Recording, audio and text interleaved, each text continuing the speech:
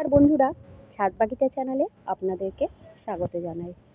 চলুন আপনাদেরকে নিয়ে যাই আজকে আমার এই ছাদ বাগানের একটা নতুন ফলের গাছে। তাহলে আসুন। দেখুন, গাছটি খুব ছোট। এই দেখো গাছটা, তোমরা সবাই, গাছটা খুবই ছোট। এই গাছটা এনেও ছিলাম খুব ছোট অবস্থাতেই। এই গাছটা নিয়ে আগে একটা ভিডিও আছে।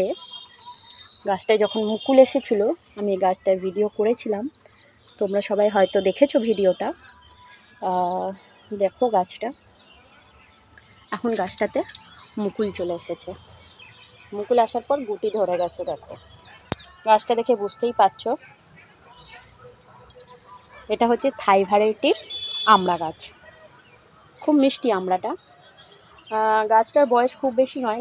দুটো গাছ এনেছি, দুটো গাছই খুবই ছোট, দেখতেই পাচ্ছ। খুব বেশি ডালপালাও হয়নি, এটা তো হয়েছে খুবই ছোট। গাছটা এনেছিলাম যখন, সেরকম বড় গাছ পাইনি, ছোটই, খুব বয়সও নয় গাছটার, 6-7 মাস হবে। আগের বছর সেপ্টেম্বর অক্টোবর করে গাছটা লাগানো হয়েছিল। অবশ্যই গাছটাতে আপনারা যখন কিনবেন ফল দেখে কিনবেন। গাছ দুটো যখন আমি এনেছিলাম, গাছ দুটো ছোট থাকলেও গাছ দুটোতে 2-1টা করে আমড়া ধরেছিল, বেশ বড় সাইজেরই আমড়া ধরেছিল। দেখুন, অল্প পরিমাণে আসলেও কিছু এসেছিলো, অত্যাধিক গরমের জন্য কয়েকটা আমড়া ঝরে গেছে। বাকি দেখুন, আপনাদের ছাদ বাগিচাতে কিন্তু যারা ছাদে বাগান করেছেন শখে, আপনারা কিন্তু এরকম ধরনের আমড়া গাছ লাগাতেই পারেন। একটু যত্ন নিতে হবে, তবে যে খুব খাটনি আছে তা নয়। তো গাছে দেখুন, গাছটা দেখায়, দেখুন ছোট্ট টবেই লাগানো আছে। আপনারা কিন্তু যারা শখে গাছ লাগান ছাদে, তারা অবশ্যই টবে কিন্তু আমড়া গাছ লাগাতে পারেন। তো এই আমড়া গাছের জন্য মাটির যে, আপনারা তো জানেন মাটি তৈরির পদ্ধতি, আপনারা আগের ভিডিওতে দেখেছেন, যে ভিডিওটি আমাদের খুবই ভাইরাল হয়েছে। মাটির যে প্রসেসটা লেয়ার ওয়াইজ, সেটা অবশ্যই আপনারা ফলো করবেন। তাছাড়া যখন মুকুল আসবে তার আগে আমরা দিয়েছিলাম একটা অনুখাদ্য মাল্টিভিটামিন, যেটা আপনারা দেখেছেন, স্প্রে করেছিলাম, সেই ভিডিও আমরা পোস্ট করেছিলাম। তাও ভিটামিনটা আরেকবার বলে দিচ্ছি, ভিটামিনটা হচ্ছে অ্যাগ্রোমিন গোল্ড। তারপরে এরকম এসেছে, গুটি ধরে গেছে। অত্যাধিক গরমের জন্য কয়েকটা গুটি ঝরেও গেছে। আসলে গাছটা তো ছোট, এদেরও ধরুন একটা ক্যাপাসিটির দরকার পড়ে।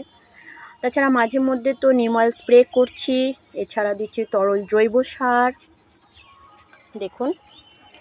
তাছাড়া কিচেন কম্পোস্ট, যেগুলো একদম আপনারা ফেলে দেন খোসা টোসা, সেগুলোকে পচিয়ে আমরা তো তৈরি করেছি, যেটা যে কিচেন কম্পোস্ট থেকে একটা জৈব সার, সেই জৈব সার দিচ্ছি, দেখুন।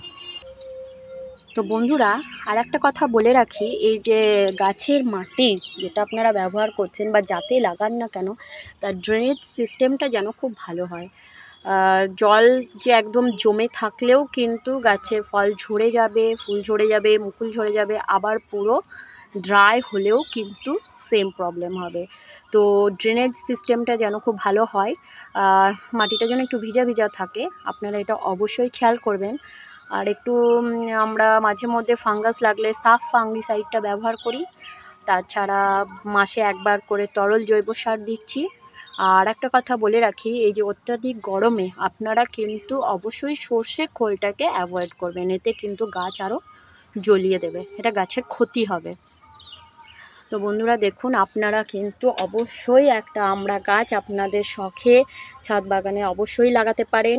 একটা ভ্যারাইটি আপনাদের অন্যান্য ফল গাছের সাথে খুবই ভালো লাগবে। বিশেষ খুব একটা যত্ন নয়, খুব অল্প পরিমাণ যত্নে টুকিটাকি কিছু জিনিস দিয়েই কিন্তু আমড়া গাছ খুব ভালোই হয়। দেখুন, অবশ্যই আপনারা একটা গাছ লাগান, তাতে আশা করি ফল দেখে অবশ্যই কিনবেন।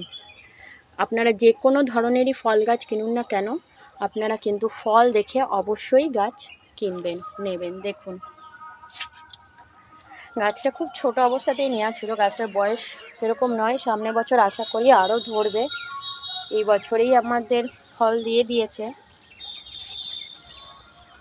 আপনারাও এই প্রসেসে লাগান, আর আপনাদের ছাদ বাগানের একটা ভ্যারাইটি নিয়ে আসুন, অন্যান্য ফলের সাথেই একটা আমড়া গাছ অবশ্যই লাগান। দেখুন, তাতেও আমড়া ধরবে, আপনাদেরও ভালো লাগবে। আর এই আমড়া দেখুন বলেই দিলাম, এই আমড়ার জাতটা হচ্ছে থাই ভ্যারাইটির মিষ্টি আমড়াগুলোর সাইজটা অনেকটাই বড় বড় হয়। তো বন্ধুরা, ভিডিওটা এখানেই শেষ করছি। আপনারা সবাই ভালো থাকবেন। নমস্কার।